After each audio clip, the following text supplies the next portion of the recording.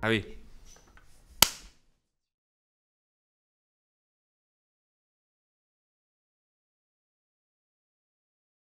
Moi, à la base, je suis comédien. J'ai été formé au conservatoire de là où je viens, du côté de Metz. Et donc, j'ai été formé plutôt au métier d'acteur, moi. Et après, ce qui m'a donné envie de réaliser, c'était avant tout de pouvoir raconter des histoires. Et en l'occurrence, là, pour ce film-là, que je présente ici au Frontières Film Festival, c'est de raconter une histoire que moi, j'avais moi-même vécue. Un film qui s'appelle Mammina, qui raconte l'histoire d'une mère de famille qui souscrit en cachette à des microcrédits pour subvenir aux besoins de sa famille, et d'un fils qui un jour va tomber sur un avis d'expulsion et qui va se rendre compte que sa famille est en danger, et qu'est-ce qu'il va faire pour les sauver.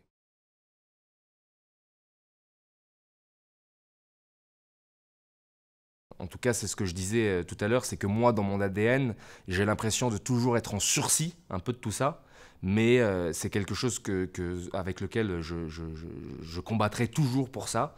Mais voilà, ça fait partie du quotidien. On fait face simplement l'idée de raconter quelque chose comme ce que je raconte dans le film, c'est l'idée de parler de choses. Je suis pas le seul qui peut vivre ces choses-là. Il y a plein de gens qui vivent ce genre de choses.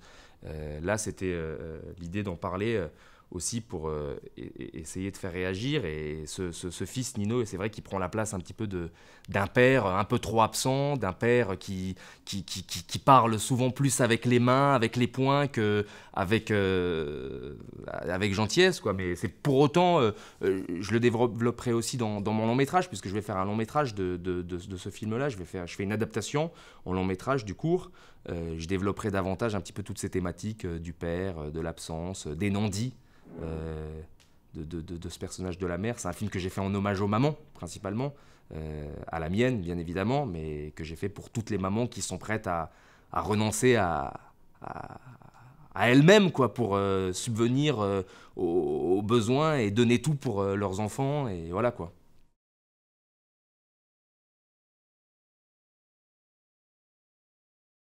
Ben, moi, c'était vraiment quand je suis allé vendre le film à des partenaires, j'avais déjà dans ma tête l'intention de pouvoir, potentiellement, à mon humble niveau, de transmettre. Donc ce travail d'éducation à l'image, il est hyper important pour moi. Donc je l'ai fait pas mal de fois. Là, je dirais, c'est encore mieux parce que là, on a la possibilité de pouvoir se confronter à des gens qui apprennent le métier en même temps, à la fois en regardant des films, mais aussi enfin, je veux dire, tout le cadre d'interview, de toutes ces choses-là, c'est quand même génial.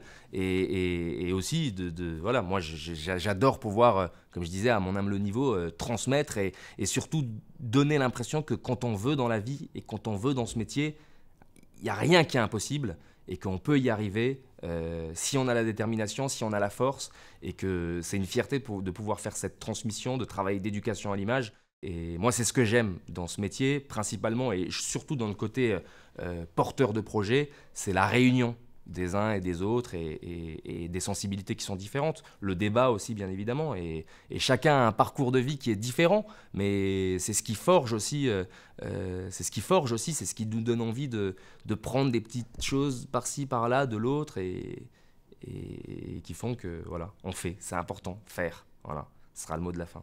Il faut faire.